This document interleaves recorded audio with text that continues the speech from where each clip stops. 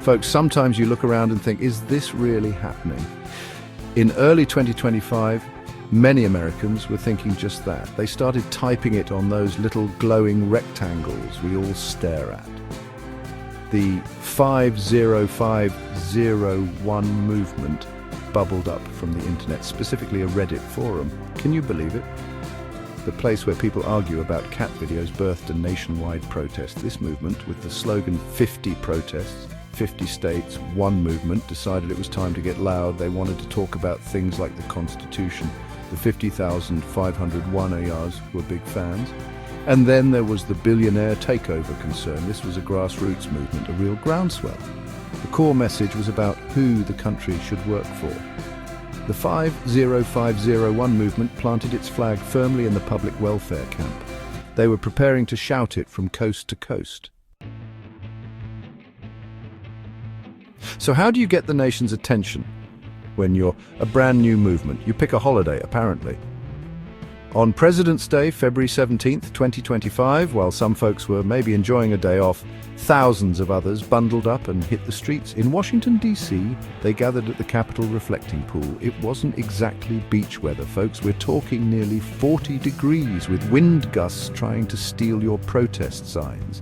But they were there, chanting things like, "Where is Congress?" and "Do your job." You know things are serious when people are willing to risk frostbite to ask their elected officials to, officiate. That's dedication. Or maybe just really good thermal underwear. The DC protest, organized by the local 50501 chapter, was led by a figure named POTUS Black, who emphasized unity and, you guessed it, upholding that popular document, the Constitution. Protesters weren't just there for the fresh air and camaraderie. They had a list of concerns longer than a CVS receipt. Recent executive orders from President Trump were high on that list. Then there were the mass firings happening across federal agencies, not just by Trump, but also by Elon Musk, who seemed to be collecting government departments like they were Pokemon. People were worried, folks. Worried about their jobs, their data privacy, and the future of their healthcare, especially Medicaid. And it wasn't just DC feeling the chill and the passion. Oh no, protests popped up in more than half the states. We're talking California sunshine, Colorado mountains, Tennessee tunes, Massachusetts history, New York City hustle, and even down in Miami. Hundreds gathered on Boston Common, braving freezing temperatures. In Knoxville, they had a Not My Billionaires rally near a federal courthouse. Someone even managed to get chants of "President Musk must go" echoing inside the Iowa State House. That takes some serious moxie. They were even protesting near Tesla dealerships in Palo Alto. Nothing says we're concerned like picketing where the electric cars sleep.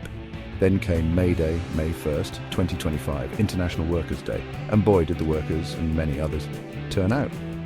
Tens of thousands participated in over 1,000 demonstrations across all 50 states and even abroad. This wasn't just the 50501 crew anymore. They'd teamed up with labor unions, student groups, and other grassroots organizations. It was a beautiful symphony of organized discontent. The National Mall in DC was a sea of people. In Philadelphia, the Workers Over Billionaires rally, hosted by the AFL-CIO, even had a special guest star, Senator Bernie Sanders.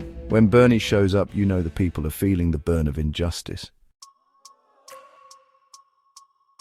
So what was this 50501 movement actually asking for? It wasn't complicated, folks. No 5-point plans with sub-clauses and footnotes. Their goals were pretty direct. First up, upholding the Constitution. They felt the foundational rules were being bent or twisted. Next, ending executive overreach. People saw a pattern of President Trump making big moves without broad consensus.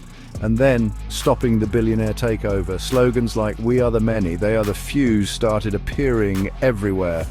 The concern was that a tiny group of incredibly wealthy individuals like Elon Musk were gaining too much influence. Senator Bernie Sanders joined the May Day rally in Philadelphia, signaling these weren't fringe concerns. Pulitzer Prize-winning author Barbara Kingsolver also showed up, championing the right to read and express oneself. The public sentiment behind these mass mobilizations wasn't pulled out of thin air, folks. It was palpable. You could feel it in the chants, see it on the handmade signs, and hear it in the voices of everyday Americans. These weren't abstract political debates, these were kitchen table anxieties brought to the national stage. The concerns were widespread and deeply personal. Ultimately, the 50501 movement, with its passionate participants and clear-eyed goals, serves as a powerful reminder that democracy isn't a spectator sport, folks. It requires participation, it demands vigilance. And sometimes it means bundling up in the cold to shout at buildings. It's the beautiful, messy, and absolutely essential noise of a democracy working as intended.